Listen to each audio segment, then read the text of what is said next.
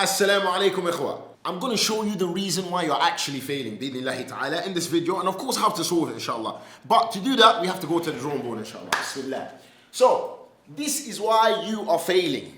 Habituation. Okay, now what is habituation? I'm going to explain it to you. And ikhwa, if you stick around to the end of the video, I'm actually going to show you not only how to fix habituation, but how to use it to your advantage. Habituation is when something happens so repeatedly that you don't even realize it's happening anymore. Tamam, it's just become second nature. Now, what's an example of this? For example, right, one of the problems I was speaking to Sheikh Hadayfa about, right, he owns the perfume brand Al-Kawthar. He says when people spray the perfumes, they say that it's lost its smell, but they don't realize it's just because they've habituated to it, they wear it all the time, that it actually still smells, but they don't realize it's smelling, right? Another example is, for example, let's say I have very noisy neighbors, unfortunately.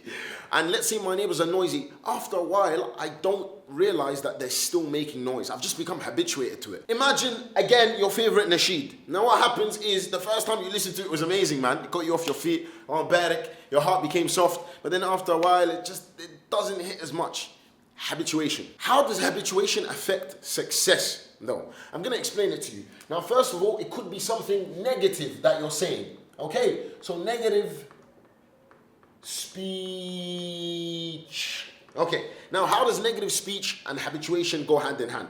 So it could be that, for example, right, I say something negative or I speak negatively, but I actually don't realize I speak negatively. Now I've noticed this a lot with people. They don't realize they're always speaking in a pessimistic manner. For example, oh, it's such a difficult day. Oh, it's so hot today. Oh, I don't feel good. Oh, it's always negative, right? Now, it might not affect them on day one. Okay, day one, they don't really notice it. Day two, it's whatever.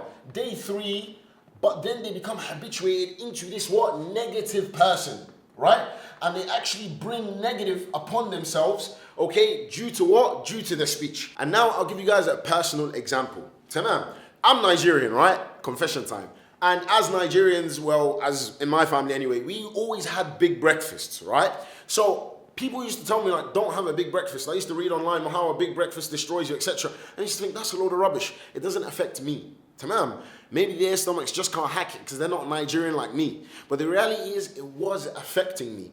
It was, but because I'd become so habituated to it and my body had become so used to it, what I thought was my optimum level, my peak of productivity, actually wasn't. It was just that level of productivity due to the fact that what? I was having these big breakfasts. So when I stopped consuming such big breakfasts, alhamdulillah, my performance increased. So a lot of the times we become habituated to things, right? For a person who never had big breakfast, the one time he does, he's gonna notice him slowing down. But because this was my everyday, because I become habituated, I didn't notice the negative effects it was having. So ikhwa, how do you fix habituation? Well, I've summarized it for you guys in 2 simple steps. Okay, let's switch colors inshallah. Number 1, okay, first of all, you need to become what? More focused.